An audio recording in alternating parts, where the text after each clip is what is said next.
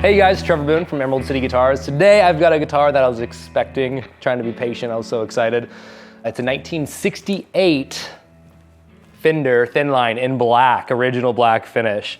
So I got this guitar from Jed Hughes. If you don't know who Jed Hughes is, he is a prolific guitarist, musician, songwriter, singer. He's got an amazing record that I listen to quite often. I met Jed probably 10 years ago. He walked in here with the crew from Emmylou Harris. And he was a young guy, good looking dude, picked up a guitar, and he floored me. We hear it all down here, heard it all the tricks, all the good stuff. He had a combination of taste and ability that he was able to just deliver in the most perfect doses, and it blew my mind. Definitely has an old soul and just one of those guys that we're not too different in age, and I just could not calculate how he got that good in that short amount of time. So we became friends from then on and found some guitars for him, sold some guitars for him. The guy is a, studio weapon, so he's always changing things around, and he knows good gear, 100%. So I've known he's had this for a couple years or so, used it on some records, and I was able to pry it out of his hands. It's a really amazing, original 68 Thinline Tele. So this guitar was designed by Roger Rossmeisel. So if you don't know that name, he was a German luthier who designed tons of stuff for, Fender, but Rickenbacker was a big one. And I mean, definitely a prominent name in guitar building. And he had some cool creations that this was kind of started basically because by the end of the 60s, all the good light ash was kind of starting to disappear. This was their idea on how to get a little bit of weight relief, versus putting a bunch of cavities or whatever. You see the smuggler's cavity too. They were trying to figure some things out at this point. I love this design with the F-holes. This version still has the single coils, or the standard tele pickups, I should say. Jed had a killer refret done and a new nut. That's it, everything else is stock. So basically just kind of changed the tires on it and got it ready to play. I mean, he's a top Nashville player. He needs it to be intonated, ready for anything. So he brought it up to its full potential. It's crazy, it feels and plays amazing. So this is technically a semi-hollow body guitar, which gives you so many options. We love 335s because you get those acoustic qualities with big pickups and they just kind of go into this awesome magical world. Teles can do that too. You see Johnny Buckland from Coldplay really use that with effects and that ambient, huge sound for a small band. This gives you that airiness. You can use it with your reverb and your effects. It's just a different deal. And I think they look so freaking cool. The black finish, it's unbeatable. I mean, it's just one of the best looking Teles to me. I love all the 50s, white guards, black guards. These definitely hold a special place in my heart. They're really easy to recognize if you see somebody on stage with one, and they've definitely stood the test of time, earned their keep, and I think all players have learned to love these guitars. So you have a really nice maple board here that's kind of a thinner neck profile. It's really typical of this year. F-style tuners. Gosh, this finish just looks so cool in person. The guitar's in great shape. There's no big dings or anything like that. I mean, it's been played, but nothing to worry about. Structurally sound, no funky business. It wouldn't be in Jed's hands if it was. And he's not giving this the boot by any means. He loved this guitar. We've talked about it a ton. He's just a high profile, in-demand guitarist who needs to shuffle the deck a little bit. So yeah, amazing guitar. And oh my gosh, it's so light. So we love that. Next to me is a 1959 Magnatone Troubadour, or the Model 213. I love these amps. I really dig the new Magnatones too, but there's just nothing like the old ones. They're a little less built, I guess you could say, not overbuilt. The new ones are really sturdy studio machines. These have that kind of Gibson style amp where they're all mysteries. They all sound a little different, but these are just notorious for being just ripping little amps.